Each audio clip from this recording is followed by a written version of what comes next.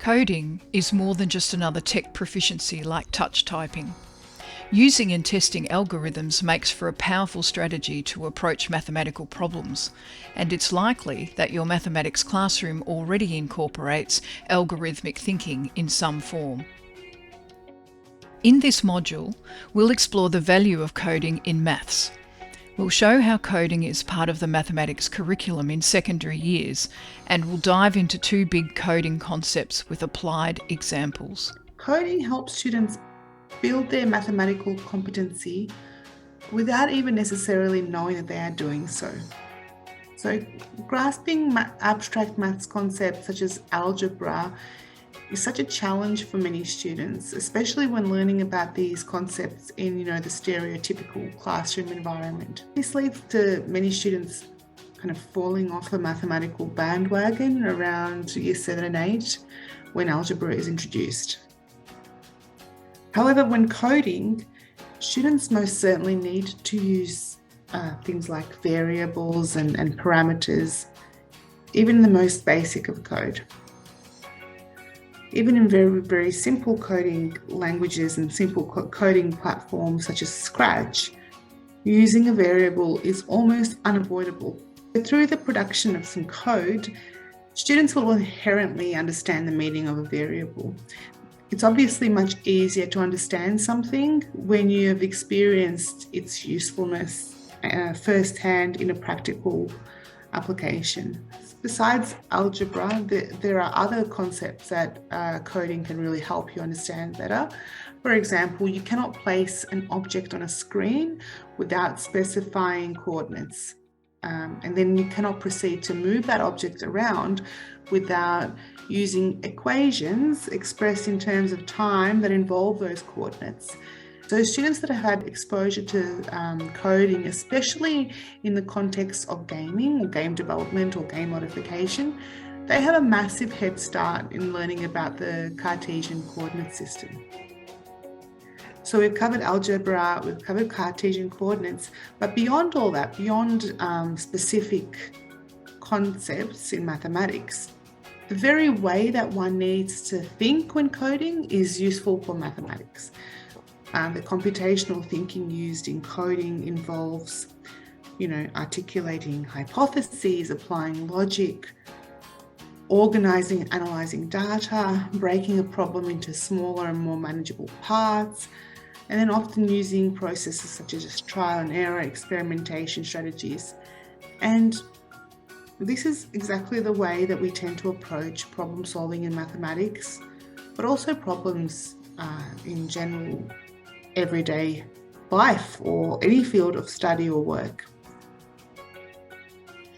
The Victorian curriculum includes a content description for algorithmic thinking within each of the patterns and algebra substrands, like this one in Year 7 or this one in Year 9.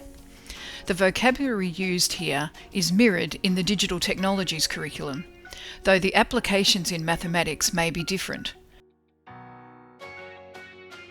The Victorian mathematics curriculum has incorporated the use of algorithms across most levels under the number and algebra strands. Also, the curriculum states the requirement to use a general purpose programming language to assist with formulating an algorithm.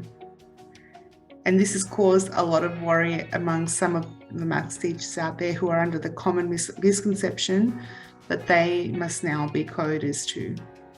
So the focus of an algorithmic thinking, it's the step-by-step process or problem-solving strategy itself, and much less about the technology. Whereas the focus of coding is that translation of that algorithm into a formal programming language, of which there are many, that a computer can then read and execute. This is not a requirement under the mathematics curriculum. Coding can be a very effective part of the story.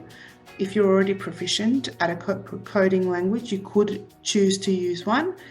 But the general purpose programming language mentioned in the curriculum is quite, open to interpretation to your skills and ability, and can be simply the use of pseudocode with pencil and paper to describe the logical steps involved. When students are designing an algorithm, they might make use of a flowchart, a visual diagram that represents the sequence of their steps. In secondary years, they may increasingly use pseudocode, a textual form that gets closer to a typed programming language while still being less formal and more flexible. Okay, so here's a typical secondary maths problem. A rectangular paddock is to be fenced. It runs along a river, so one side won't need fencing. If 1,000 meters of fencing is available, what dimensions should be used for the paddock so that it encloses the maximum possible area? So here I've chosen a strategy which is basically trial and error, or iterating the length and width and testing to find what the area of a paddock is and saving the area if it happens to be larger than the previous area recorded.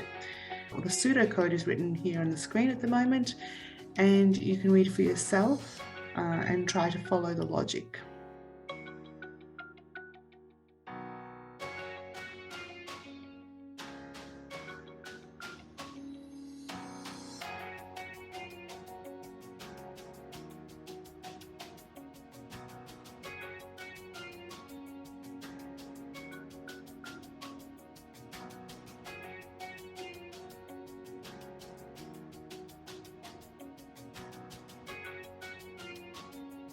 So pseudocode is an informal language that was initially used and is still primarily used to help programmers develop algorithms. Pseudocode is a text-based algorithm design tool that any programmer, no matter what coding language they write in normally, can understand. So it's also useful to help programmers communicate their code amongst each other, no matter what language they're familiar with.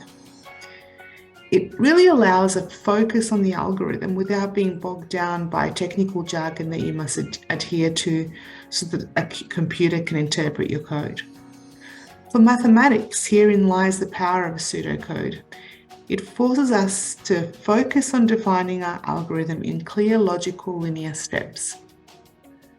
So how would you write pseudocode? First, define the variables used. Initialize those variables to a certain value if you need to, and then arrange the sequence of tasks and write them down in a series of logical steps. Each step should have a line of its own and use standard programming structures such as if, then, for, while, etc. And now we can make this pseudocode a little bit more formal by using some common conventions which are now pretty mainstream. Firstly, to clearly show the variables, we will make the variables bold every time we use them. Secondly, to improve the readability, indent statements showing dependency. So these statements include while, for, and if. So you can see this is clearly indented in our code here, where we've got the while loop, and everything within the while command is indented to show that it's within that loop.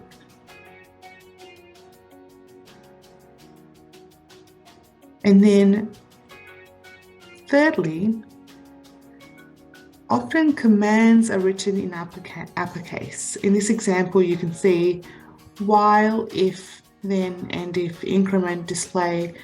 These commands are all written in uppercase. To run and test an algorithm on a computer, it needs to be implemented as a program.